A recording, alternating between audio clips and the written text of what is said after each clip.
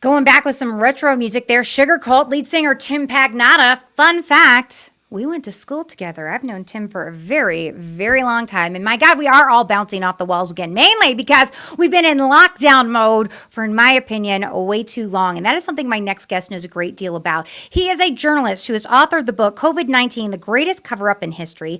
And he separates fact from fiction on everything involving COVID. His name is Dylan Howard, and he joins me now. We're going to have a really cool discussion, I think, about COVID-19. Dylan, thanks for joining me here today. It's good to be with you. Thank you. Yeah, today is a monumental anniversary, if you will. It is the anniversary of the first reported death of COVID-19 from the Communist Chinese Party, the Chinese Communist Party. However, a lot of people say that certainly wasn't the first death, and China had a great deal that they were covering up in the weeks and months before that first death was reported. That's something that you have investigated a great deal, and I'm curious if you can shed some more light on that for us. Not only the anniversary of this, also the sheer fact that we're seeing today to ship around certain social media platforms that really out of the playbook of the Chinese Communist Party.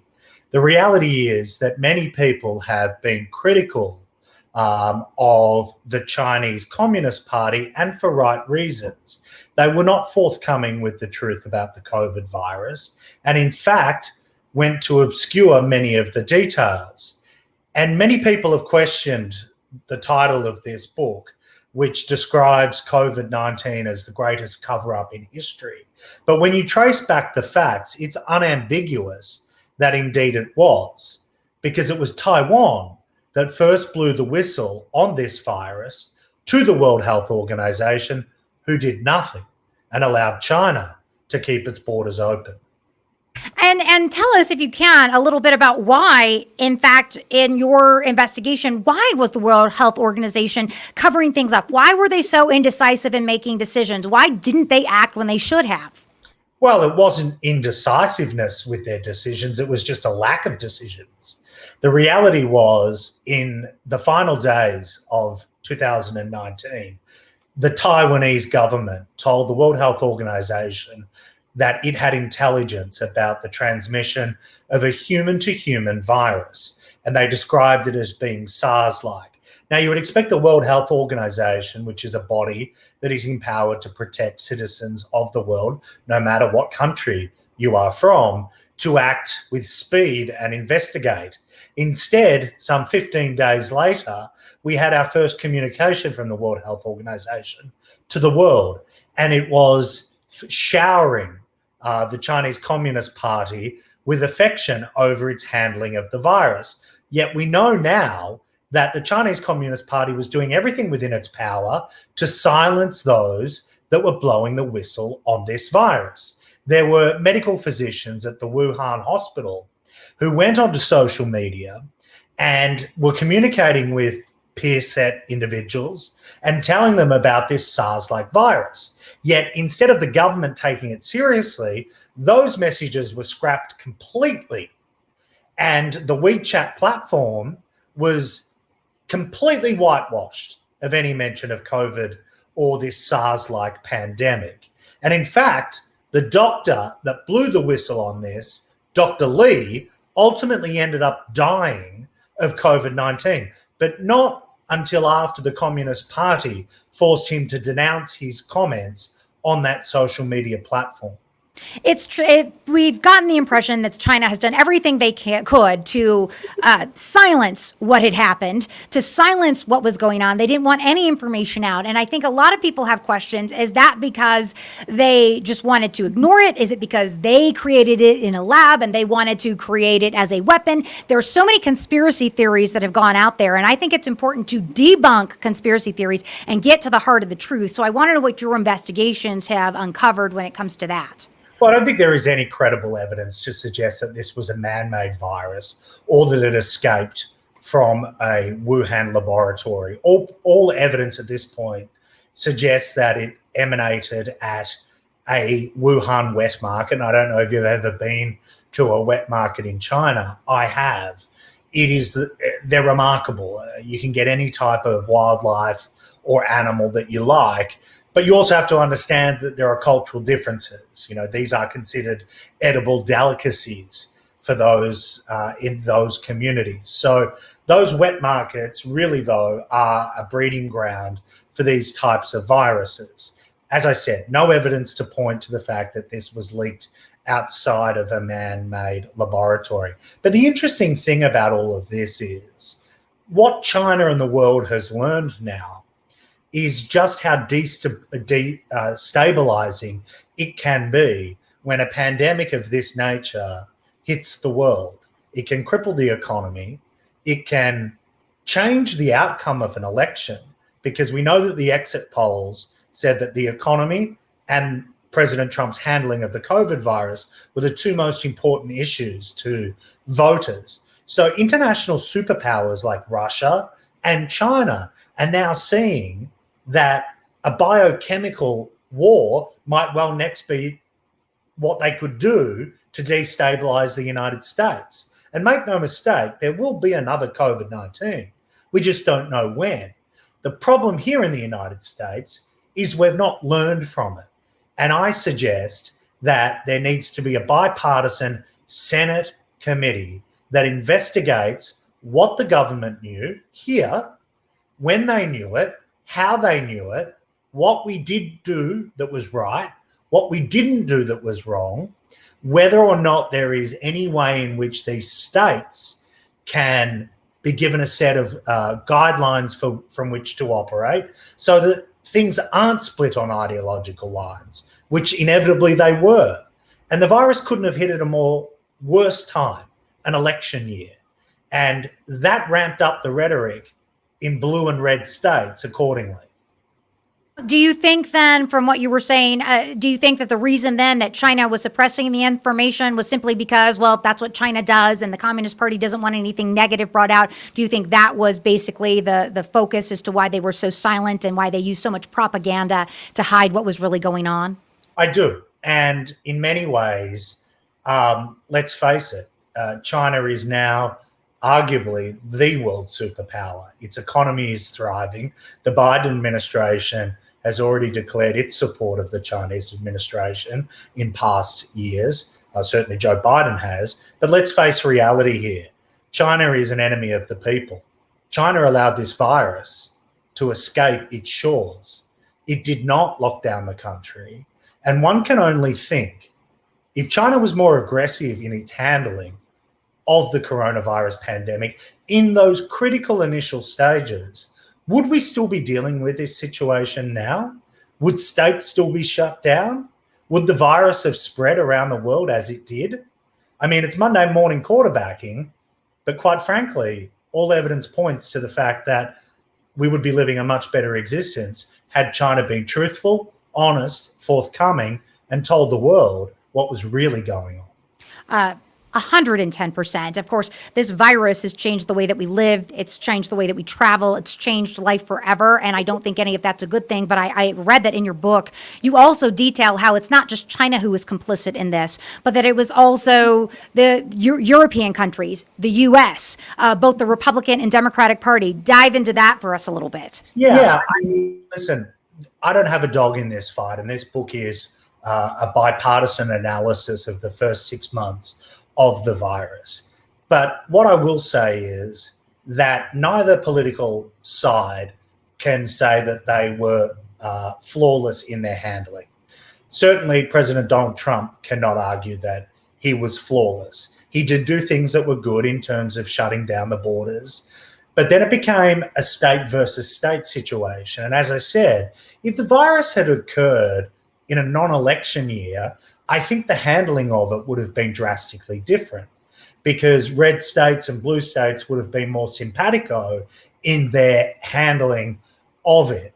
And Donald Trump denounced Dr. Fauci very early on. And I think in many ways that is the type of play out of the Chinese Communist playbook, which sows confusion and undermines the credibility of the country's handling of the virus. Now, whether or not Fauci was right or wrong, there is no doubt that the White House has admitted Donald Trump to Bob Woodward that he didn't want to spread fear and panic amongst people. Would he have told people what the government knew about the COVID-19 pandemic if it was not an election year? And these are the types of bipartisan, objective questions that need to be answered so that we as a country are better prepared, dare I say it, for the next COVID-19 pandemic. I'm curious to get your take on this as well. As a journalist, I can say throughout my 20-year career, never did we in any situation throw up a ticker on the side of the screen with how many people have died, not only in this country, but worldwide on a regular basis, continually adding to it. And there is this that no matter, I think any journalist can admit this is not like this information is easy to get, that we can go and investigate to see if the numbers are true. We have no idea whether these numbers are accurate or not. And I think people wonder, hey, do we have the real death numbers? I personally don't think there's any way to know that or to discredit that information. And from it as a journalist perspective, I think that's very bad. I'm curious what your take on is on this as a journalist as well. Well, I mean, this is going down a rabbit hole that you sort of mentioned at the top of your program. Today's media climate is one that is incredibly disenfranchised. It is split along ideological lines. News organisations sit in their ivory towers and make judgment calls on what the people ought to know and how it should be delivered to them. These decisions are made by very powerful people, and they stifle the free flow of information, and they prevent, in many cases, the true extent of various stories from being told. The media is not fair and objective. There is no truth and tradition in today's media climate. And the reality is, and I use this as an example, the Hunter Biden scandal is a classic example of where liberal media said, no, we're not going to investigate this story. Yet we now know, because William Barr didn't disclose it before the election, that this is the subject of a Department of Justice investigation. Real journalists investigate. Those you see on your TV screens, for the most part, are the types of journalists that like to repeat information that is delivered to them. So if they're told a death count is X, they will repeat it.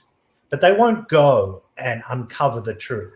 They're not prepared to walk down the dark alley for fear of what the repercussions might well be. And the mainstream media, CNN, MSNBC, and Fox to a large extent, is split on ideological lines. You cannot get bipartisan reporting in most places these days. And that is a great threat to the democracy of the United States. I think what a lot of people don't understand is that journalists today, even if they wanted to, they don't have the resources or capability to do so because of the way that deadlines are run, where you're told, hey, I want you to do the story at 8 a.m. and I need 3 to 4 packages of it made by 5 p.m. tonight. You can't do a deep dive if you want to. You got the information from the source, you cite it, say this person said it, but then it becomes truth. And that's the real problem. There is no investigative journalism anymore. That's why I appreciate what you do on multiple levels, because it's hard to dig deep. And how are we going to get into the confines of what the CDC is reporting and really find out how someone died? There's no way that we can do that. The only way is that Senate investigation. And it would behoove the government, it would behoove President-elect Joe Biden to initiate such a bipartisan committee. Because as I said, COVID-19 is going to happen again. Touch wood, it doesn't happen in our lifetime, but future generations could face the very distinct possibility of a human-to-human transmission, let alone the fear that another country, a rival country, uses a biochemical war through the spread of a pandemic. That is a real concern as we move forward. The world has changed drastically in 2020. And I'm very frightening. It's very frightening to think what the future may hold. It is. And I think any real journalist would be very angry when their stories are silenced. You mentioned Hunter Biden. I know many people at many of the major networks that I've worked for, they had information about Epstein and his sexual exploits and his island and all that, and they were silenced and not allowed to put out the story. True journalists get really pissed off when someone tries to silence them from telling the truth. And that's what makes that whole Hunter Biden thing kind of disgusting. It's not about a matter of, was it a great story? Was it a bad story? Would people have followed it? It's more a fact that they tried to silence people and said, nah, we just don't even want to cover that. That's the real problem. You also have to consider that it was also very difficult to investigate in China with boots on the ground reporting, because all the journalists were tossed out of the country because the Chinese government likes to control the free flow of information, or certainly the lack of free flow of information. 100% there. They also like to throw journalists in jail. One more question about your book that I wanted to ask about is I really hate conspiracy theories, and I think they hurt people overall. And throughout 2020, there was this obsession with 5G and the Wuhan virus. And I believe your book takes a deep dive into that rabbit hole. Yeah. I mean, there are so many conspiracy theories, and I like conspiracy theories because I like to find out whether or not there is a thread of truth to those conspiracy theories. In this case, just like the notion that this was a man-made virus, 5G has nothing to do with the coronavirus. Let's break it down. It's pretty goddamn simple. The coronavirus began through the transmission of a virus from a bat to human, and then human to human transmission. It spread like a wildfire right around the world. There is no man-made virus. It's got nothing to do with 5G. The rich and powerful establishment is not behind the virus. This is the greatest health problem, the greatest health situation, grave health situation that we will see in our lifetime. And it would behoove us to try and get to the bottom of what we knew in the United States and how we handled it on a state-by-state basis too, not just a federal government level, so that we can prepare ourselves, as I say, in case it happens again. 100%. Dylan, love your journalism, love what you do, love what you uncover. Give everyone a quick plug on how to get your book and how to follow all of your reports, because you uncover everything from things going on with celebrities to what's really going on in China. So give yourself a quick plug so people can follow you and get your stuff. Sure. Well, I am an independent journalist. I don't work for the mainstream media, and I wouldn't want it any other way, because it gives you the freedom to be able to do things like look into COVID and also look into cases like Epstein. People can find me on Twitter at Detectives Page. They can also go onto Amazon, and for this particular book, you can go to WuhanToTheWhiteHouse.com. Love it. Dylan, I hope to have you on the show again. Thank you for all that you do. Thank you for being an awesome journalist. And you're 100% right. It's so much better to be an independent journalist than to be controlled and owned and operated by one of the big guys. Absolutely. All right. Have a great day. All right. That was a great interview. I love that. I do hope I can have him on again soon. We've got more Michelle Mortensen show coming up. Trust me, it's the good stuff, the stuff you wait for every Monday with the Media Buzz. I'm going to introduce you to Mr. Celine Dion, the Hoff. The Hoff is selling the Hoff. And my God, there was a real life Cobra Kai moment. We're going to go over all of that right after this quick commercial break.